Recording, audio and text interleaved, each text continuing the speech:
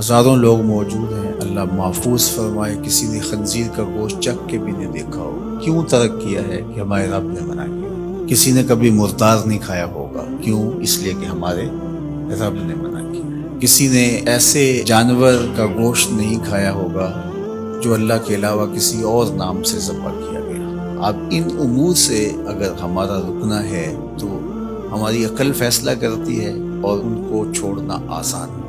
بہت ساری ایسی چیزیں ہیں، انسانی عقل اس کا فیصلہ کرتی ہے اور اللہ کے حکم کو ہم تسلیم کرتے ہیں، لیکن کچھ ایسی چیزیں ہیں کہ اللہ کا حکم بھی ہے، ہماری عقل بھی کہتی ہے کہ یہ چیزیں درست نہیں ہیں، لیکن اس کے باوجود ان کو چھوڑنا آسان نہیں ہے۔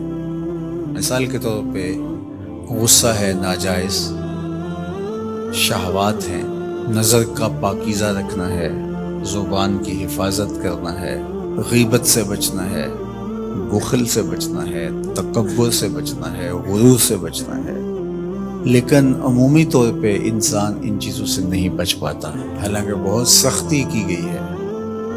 الغیبت اشد من الزنا، غیبت زنا سے بھی بدتر ہے۔ تو کچھ چیزیں ہیں کہ ہم ان کو اختیار نہیں کرتے، صرف اس لیے کہ اللہ کا حکم ہے، اس لیے اختیار نہیں کرتے۔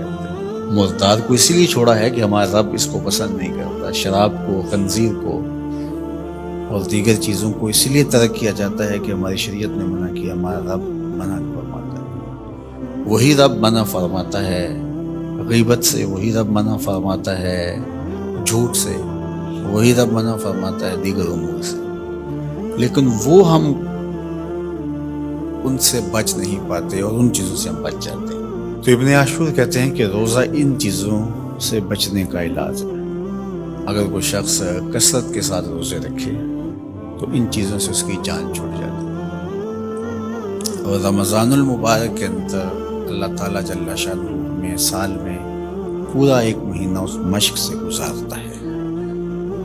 اگر ہم روزے کو اس کے آداب کی رعایت کے ساتھ گزاریں تو ان ساری بیماریوں سے ہماری جان چھوٹ سکتی ہے۔ روزے کا مقصد حصول تقوی ہے، اور جو چیزیں تقوی کے حصول کا ذریعہ بنتی ہیں ان کو اختیار کیا جائے، اور جو تقوی کے حصول میں رکاوٹ ہیں ان کو ترک کیا جائے، اور وہ جھوٹ ہے، برے اعمال ہیں، نظر کی، خیالوں کی ناپاکیزگی ہے، زبان کی ناپاکیزگی ہے، سوچوں کی آوارگی ہے، غیبت ہے، سب و شتم ہے، اخلاق رذیلہ ہے، بدخوئی ہے، بغض ہے، کینہ ہے، حسد ہے، نفرتیں ہیں، صلہ رحمی کی بجائے قطع رحمی ہے، لوگوں کے لیے بدگمانی ہے، رزق حرام کمانا ہے، رزق مشکوک کھانا ہے۔ یہ وہ ساری چیزیں ہیں جو تقوی کے حصول کے لیے مانع ہیں۔ تقوی ان چیزوں کی موجودگی میں حاصل نہیں ہو سکتا، اور تقوی